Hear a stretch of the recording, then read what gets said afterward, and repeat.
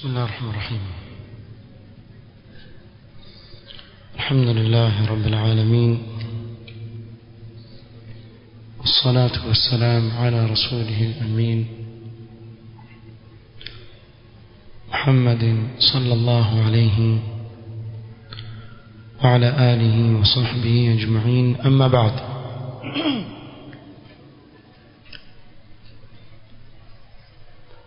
دروس kadhaa zilizopita tulianza kusoma hadithi ya Abu Hurairah radhiyallahu anhu قال رسول الله صلى الله عليه وسلم: كل عمل ابن آدم يضاعف، الحسنة ب10 أمثالها إلى 700 ضعف. قال الله عز وجل: إلا الصوم فإنه لي وأنا أجزي به، يدع شهوته وطعامه من أجلي. الحديث الذي رواه البخاري ومسلم. هي حديث tukataja kuwa ina masail mengi sana yanayofungamana na ibada ya saum. Tulimalizia masail 7 mpaka kufikia hapa tunapozungumza. Leo insha Allah taala, ikiwa ni tarehe 6 mwezi wa Ramadhani mwaka 1438, tuendelea kutaja masail yanayofungamana na hadithi hii, tukiwa katika masala ya 8. Masala ya 8 tutakayoyagusia al-ghasil al-kilawi. Na hii au haya ni aina ya matibabu ambayo aliye na ugonjwa wa figo, afana Allah wa iyyakum, huhitaji kusafishwa, ikawa ile damu yake itapitishwa katika mashini kisha irudi mwilini mwake na isafishwe. Je, anayekuwa na maradhi kama haya, vipi hukumu ya saumu yake? سئلت اللجنة الدائمة: هل يؤثر الغسيل الكلوي على الصيام إذا كان الإنسان صائما؟ waliulizwa اللجنة الدائمة, jopo la wanavyuoni wa mamlaka wakubwa, je, kule kuoshwa figo za mtu akiwa amefunga yaathiri saumu yake? Faajabat, wakajibu kwa kusema: جرت الكتابة لكل من سعادة مدير مستشفى الملك فيصل التخصصي وسعادة مدير مستشفى القوات المسلحة بالرياض للإفادة عن صفة واقع غسيل الكلى. jopo hili la wanavyuoni waliwaandikia barua kiongozi wa hospitali al-Malik Faisal, kadhalika hospitali ya al-Quwat al-Musallaha bir-Riyadh ya wanajeshi, ili kupata faida kutoka kwao kwa namna gani hupita haya matibabu ya kusafisha damu ya yule mwenye ugonjwa wa figo, wa an khaltihi bil mawad al kimawiyya, na kuwa ile damu huchanganywa na mawad za chemical ndani yake. وهل تشتمل على نوع من الغذاء؟ na je, yale madawa yanayochanganywa na ile damu inapopita katika ile mashini, huwa ndani yake kuna kiasi fulani ama aina ya kitu ambacho ni sawa na chakula? وقد وردت الإجابة منهما بما مضمون. sema jawabu limekuja kutoka kwao hawa madhmuni yake anna ghasil al-kila ibaratun an ikhraj dam al-marid ila alatin, ambao kaweka katika mabano kilyatin sanaiya au sinaiya tatawalla tanqiyatahu thumma i'adatahu ila al-jism ba'da dhalika. Kuoshwa kwa figo ni kutolewa kwa damu kwa yule mgonjwa, kisha ikapita katika mashini ile ambayo yafanya kazi kama mfano wa figo imetengezwa, kupita kasafishwa na kurudishwa katika mwili baada ya hapo. wa annahu yatimmu idafatu ba'd almawad alkimawiyya walghidhaiyya kasukkariyat walamlah wa ghayriha ila ad-dam. Madaktari wakasema kuwa na katika kupita kwake kwenye ile mashini huwa kuongezwa baadhi ya madawa, na kuna minerals fulani huwekwa ndani yake ambazo ni sawa na chakula, pia hizi huongezwa katika ile damu. baada ya kujibiwa jawabu hili, اللجنة الدائمة وسيما وبعد دراسة اللجنة للإفتاء والوقوف على حقيقة الغسيل الكلوي بواسطة أهل الخبرة، أفتت اللجنة بأن الغسيل المذكور للكلى يفسد الصيام.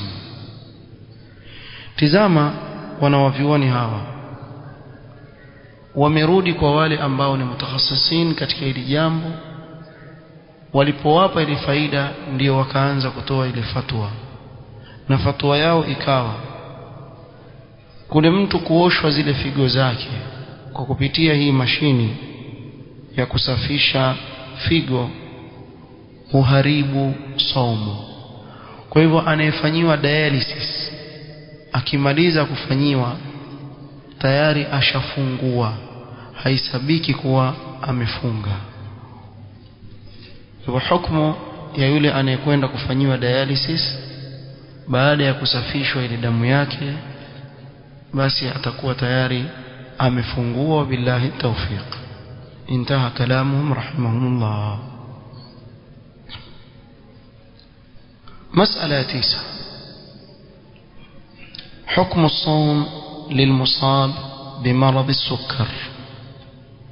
حكم يصوم يولي aliyepatwa na maradhi ya sukari, عافانا الله وإياكم. قال العلامة محمد بن صالح العثيمين رحمه الله: الشيخ ابن عثيمين رحمة الله عليه سمع: المريض له أحوال، مgonjwa ana hali mbalimbali. الأول، hali ya kwanza أن لا يتأثر بالصوم، يرحمك الله، أن لا يتأثر بالصوم، nikuwa maradhi yamempata lakini maradhi yale hayamuathiri katika somo yake. مثل الزكام اليسير، kama kwa mfano mtu kupatwa na mafua kidogo, au الصداع اليسير, au akaumwa na kichwa kidogo. ووجع الضرس، ana maumivu katika jino lake. wama ashbaha dhalika, na mfano wa maradhi kama haya madogo madogo. fahadha la yahillu lahu an yuftira, katika hali kama hii si halali kwake yeye kula. na hede kidogo chankali nenda kula, haijuzu kula katika maradhi kama haya. wa in kana baadhi ulama yaqulu yahillu lahu, hata kama baadhi ya wanavyuoni wamekwenda kuwa yajuzu, ni halali, wakati wa dalili wa man kana maridan, na kuwa huyo ana maradhi vovote vile takavyokuwa. walakinna naqul, Sheikh Ibn Uthaymeen asema, lakini sisi tunasema inna hadha alhukm mu'allal bi'illatin wa hiya an yakuna alfitru arfaq bihi. hii hukum ina sababu, ikiwa kula kwake humsaidishia yeye zaidi, lakini katika hali kama hii hakuna haja. Fahina idhin naqul alfitru afdal, katika hali ambayo kule kufuturu kwake huwa ni sahali kwake, asema tutasema kufuturu ni bora. Amma idha kana la yataathar fa innahu la yajuzu lahu alfitr wa yajibu alayhi as-sawm. Ama ikiwa haathiriki katika hali kama hii, haijuzu kwake yeye kufuturu, bali ni wajibu kwake yeye kufunga mchana wa Ramadhani. hii ni hali ya kwanza. والحال الثاني إذا كان يشق عليه الصوم ولا يضره. kuna wengine ambao maradhi yao yawatia kweli uzito katika kufunga, ingawa haiwadhuru kwa wao somo. فهذا يكره له أن يصوم ويسن له أن يفطر. mtu kama huyo ambaye yupata uzito katika kufunga kwa maradhi aliyokuwa nayo, ni makruh kwake yeye kufunga na ni sunna ya pendekezo kwake yeye kula. والحال الثالث hali ya tatu, إذا كان يشق عليه الصوم ويضره. ikiwa somo kwake yeye ni uzito na yamsababishia madhara,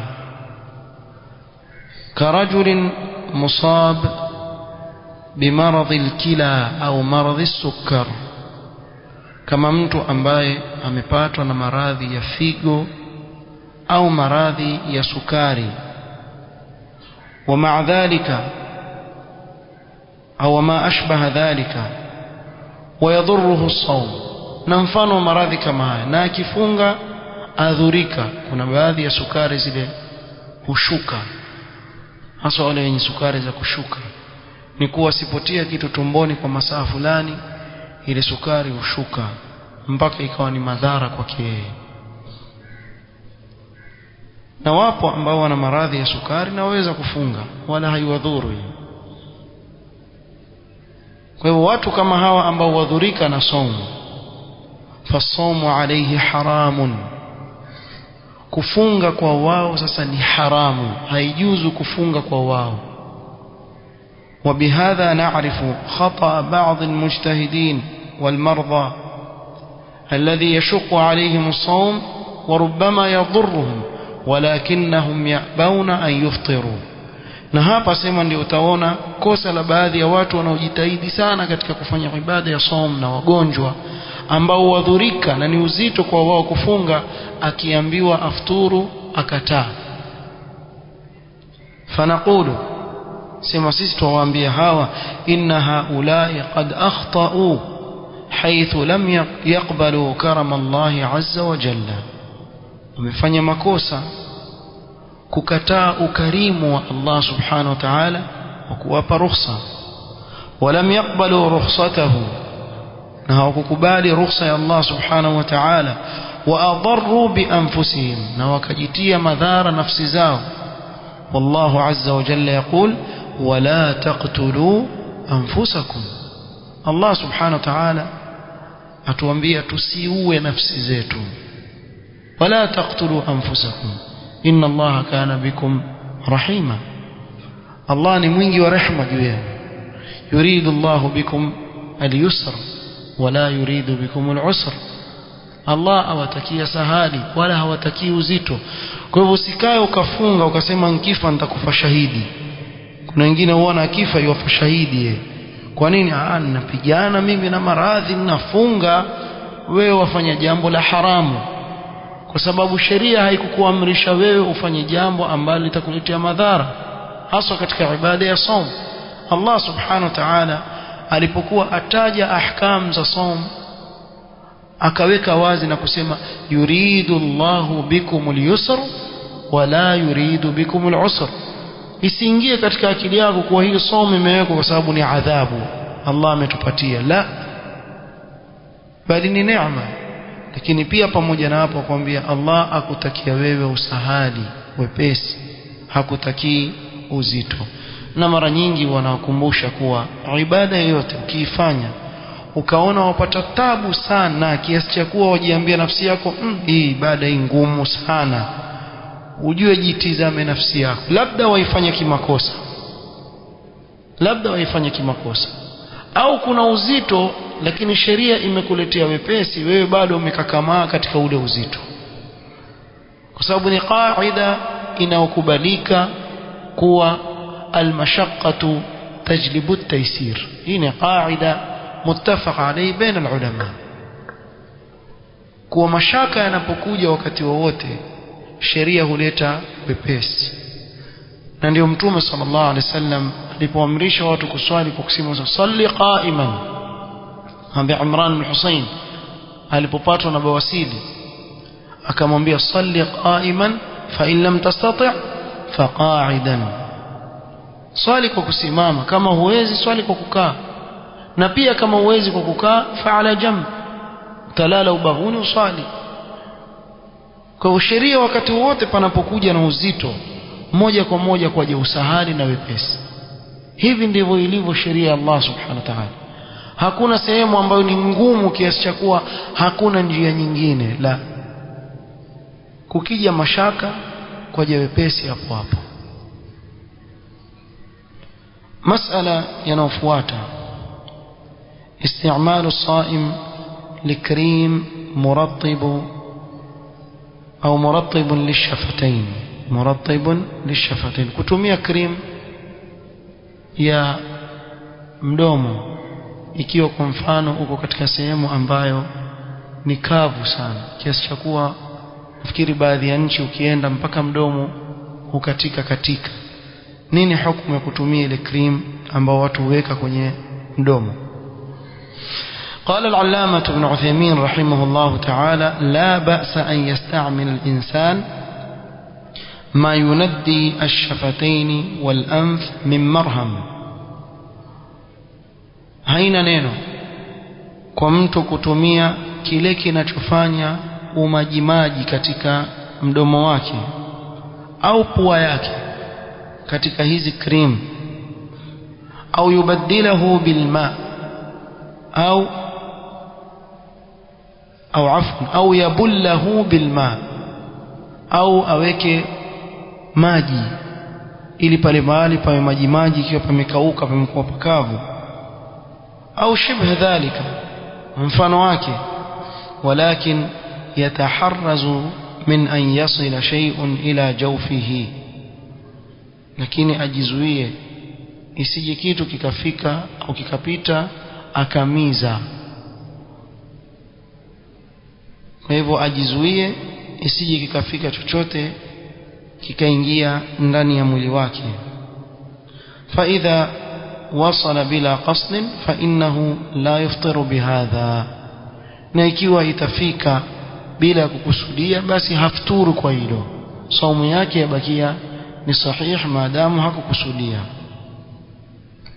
طيب, masala inayofuata nafikiri nitamalizia leo haya. هل يفطر وضع المرأة أحمر الشفاه أثناء الصيام؟ mwanamke kuweka rangi ya mdomo, je afturu kwa hilo? سئل الشيخ العلامة ابن باز رحمه الله تعالى: ما حكم استعمال الكحل وبعض أدوات التجميل للنساء خلال نهار رمضان، وهل تفطر هذا أم لا؟ الشيخ ابن باز رحمة الله عليه aliulizwa swali, nini hukumu ya kutumia wanja wa macho au baadhi ya vile wanavyovitumia wanawake katika kujipamba katika mchana wa Ramadhani, je hivi vafuturisha au la? فأجاب رحمه الله: الكحل لا يفطر الرجال ولا النساء في أصح قوله العلماء مطلقا. kutia wanja katika macho kwa waume na wake haifuturishi mutlaqan,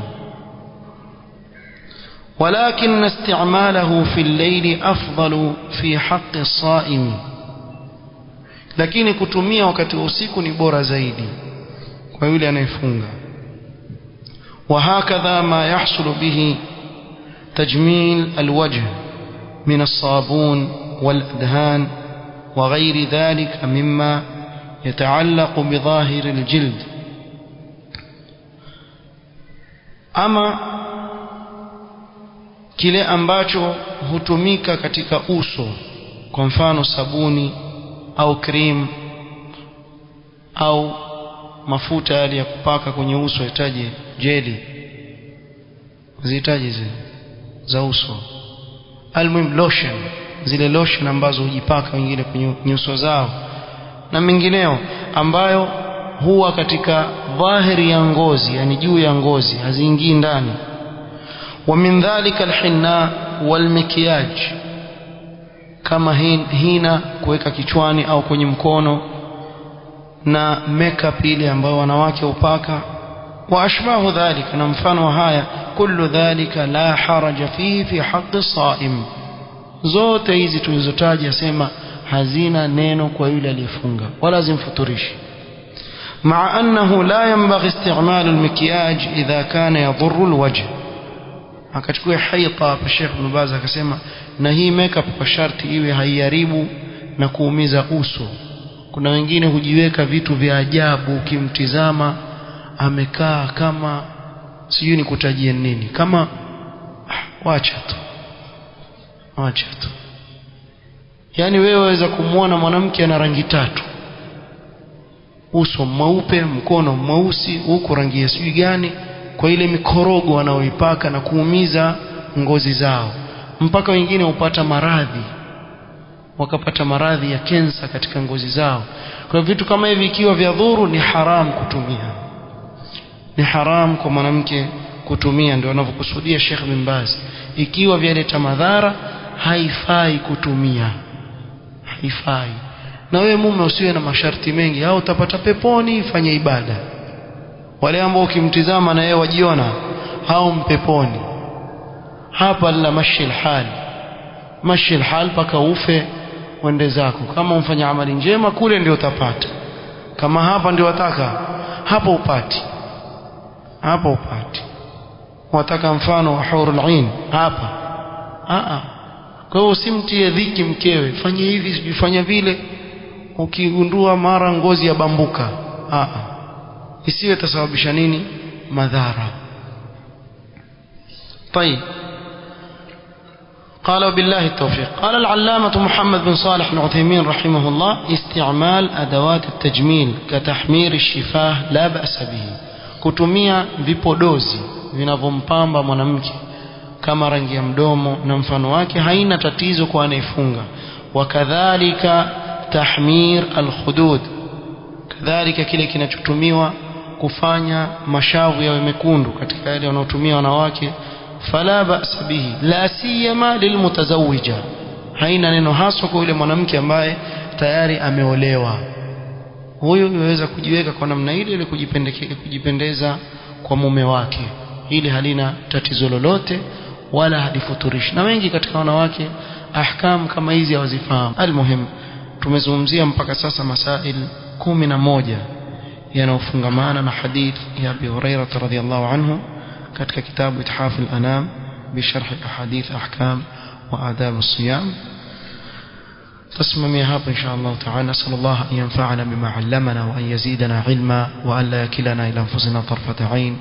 وصلى الله وسلم على نبينا محمد وعلى آله وصحبه وسلم. سبحانك اللهم وبحمدك، أشهد أن لا إله إلا أنت، أستغفرك وأتوب إليك. بارك الله فيكم.